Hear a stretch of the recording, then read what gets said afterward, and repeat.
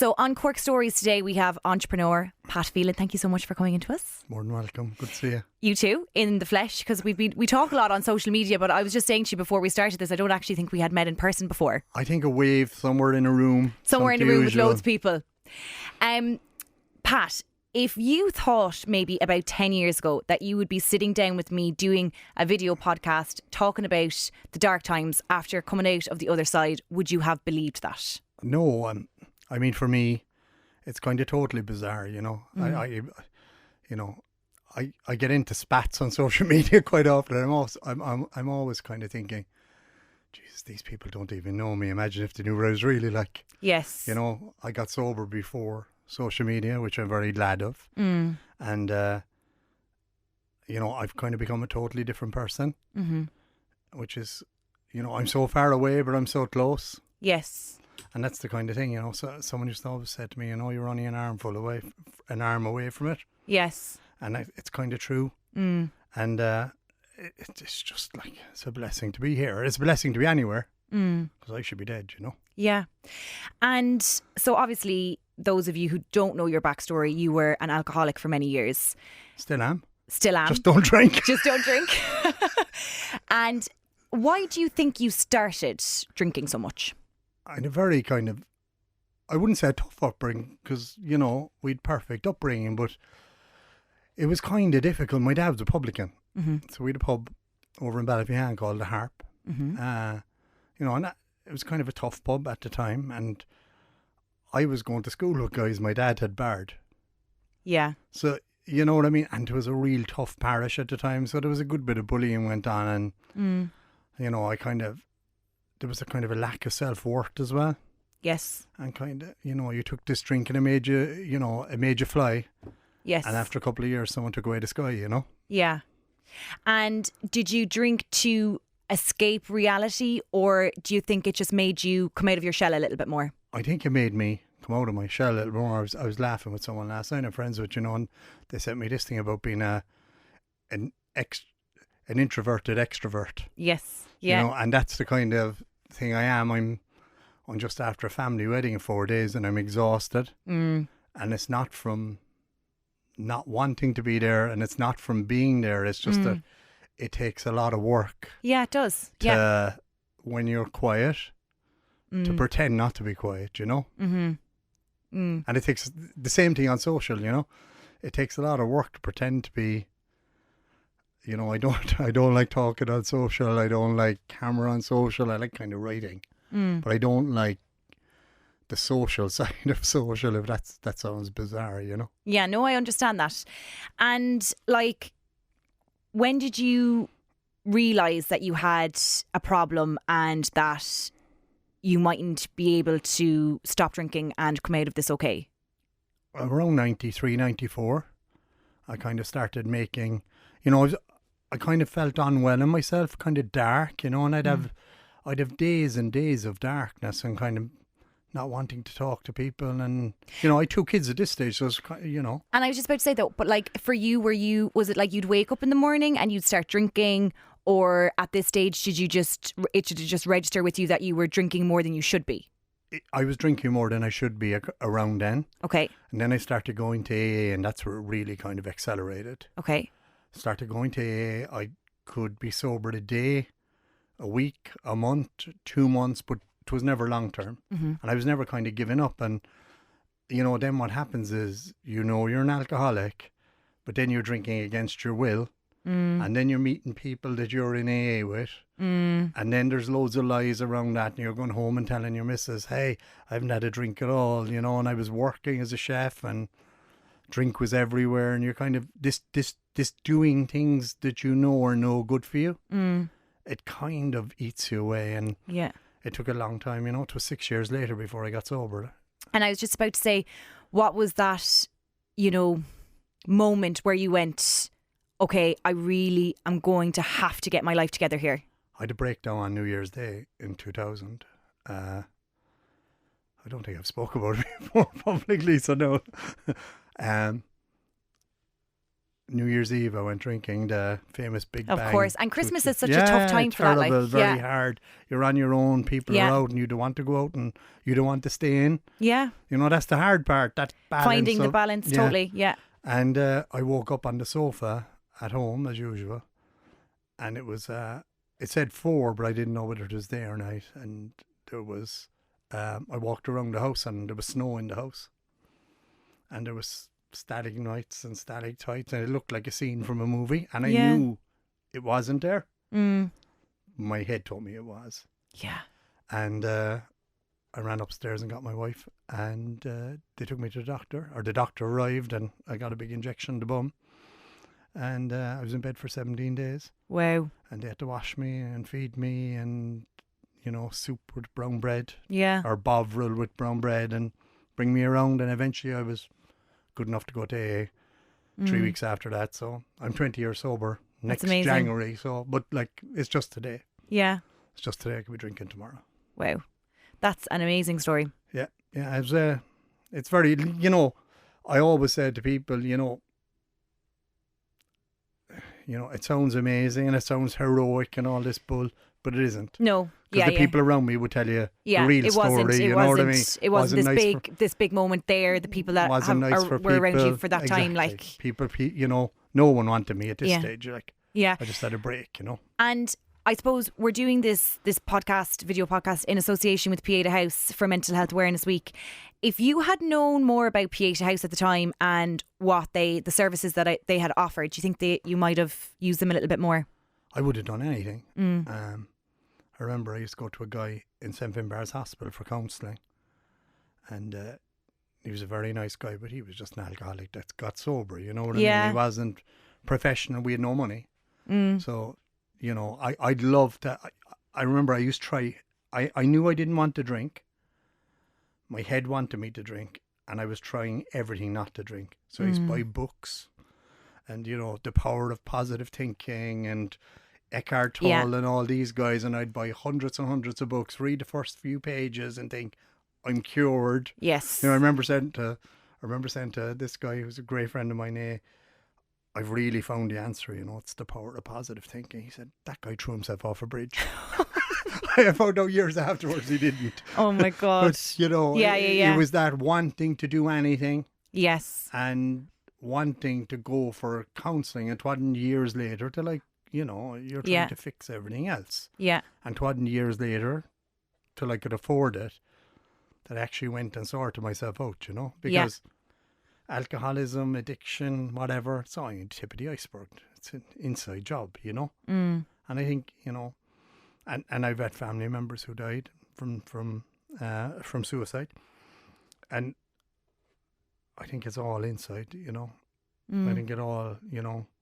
There's always that thing when you figure it all out, here's what happened. This is it, yeah. And if that could just be an injection of some human there. Because it's a journey for everyone. And like, as you were saying, you probably needed to go to where you were that night, you know, and you were saying like you read all these books, but like, obviously you weren't ready, like, you know, and you still needed that drink. You needed all of that experience to happen to obviously make you the person that you are now today. So if you... But it would have been lovely to get it cut off a bit earlier, you know? Totally. For everyone, you know? And I was just about to say that because, like, what advice would you give to someone that's watching this right now and might be going through addiction struggles and they don't know what to do? Talk to someone. Go to Alcoholics Anonymous. Go to Pieta House. There's tons of stuff there now. Grab someone. Phone me. Yeah. I've 2 people this week for coffee, or last week for coffee. Both early mornings, just guys... 2 friends on Twitter all those years ago, both over decades sober now. You know, people just reach out, hey, I'm worried about this. Could we go for coffee? Fine, no problem. And the power of social media as well is so important there as well. Talk to people. I'm very open about it because, like, I figured when I started Twitter or whatever, I don't know, 15 years ago or something, there was only 2 of us in Ireland anyway. I felt that everyone knew about me anyway. Cause like, that's the problem with addiction. It's highly shameful because everybody has seen you at your lowest, no matter how much you think they haven't. Yeah. They have. You know, I said to someone the other day, you know, I met a fella the other day and he said, I haven't seen you in the pub for ages. How's things? Are you still off it? Yeah, you're like, I'm 20 years there, please, like going on 20 years. The one that I years. left last week, you know. And you were saying there any advice that you would give to people, but what do you do now for yourself, now that you've learnt, you know, from looking at your past and your journey? How do you keep yourself, I suppose, sane and well every day when you get out of bed? Obviously, you're a very busy man.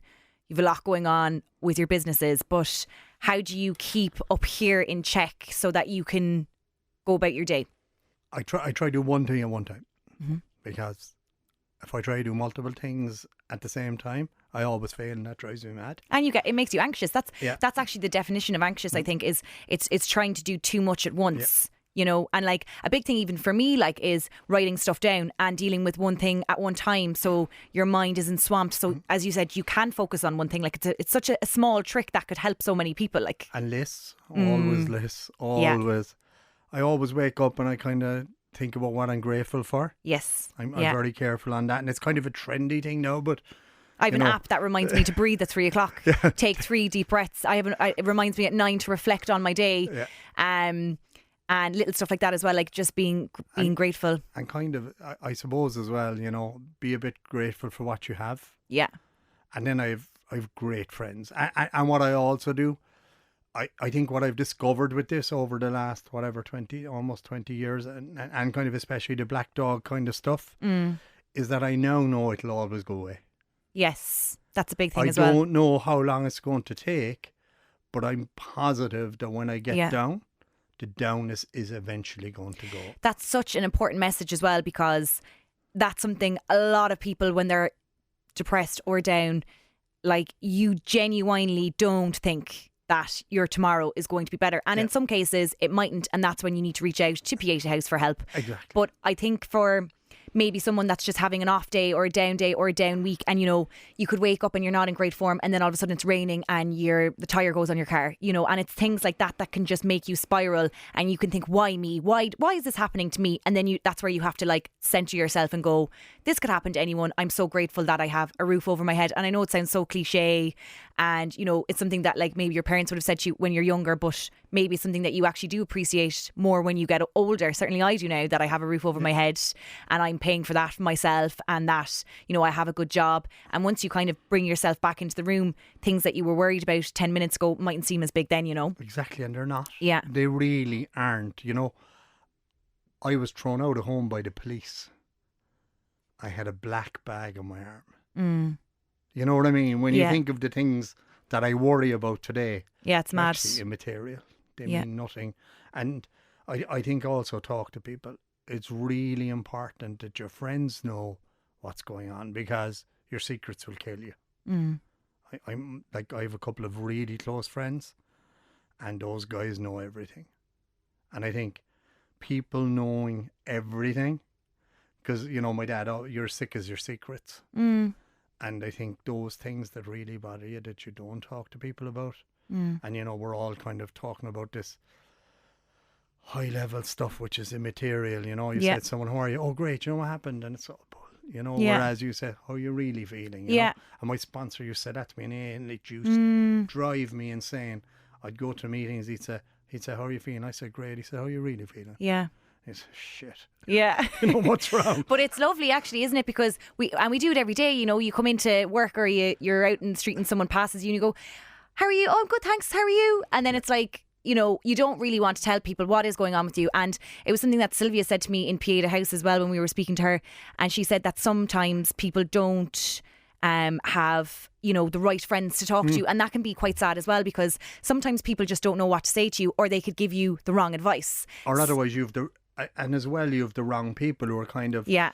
Or people just don't understand. Higher level friends, and they don't care. Yeah. They don't want to hear your problems. But if you have 2 or 3 good people around you, they'll always be fine. And it is tough because, you know, like this is something else that I've learned as well, is like, you know, we're all different to one another, like as in what's for you isn't for me, and vice versa, and you're on your own path. So like, not everyone, and especially sometimes close to you, isn't going to agree about what you're doing or how you're doing it, but you just need to be true to yourself and breathe and be centered and know that this is the right thing for me, even if people don't understand it. It's not going to last, even if it's bad, you know.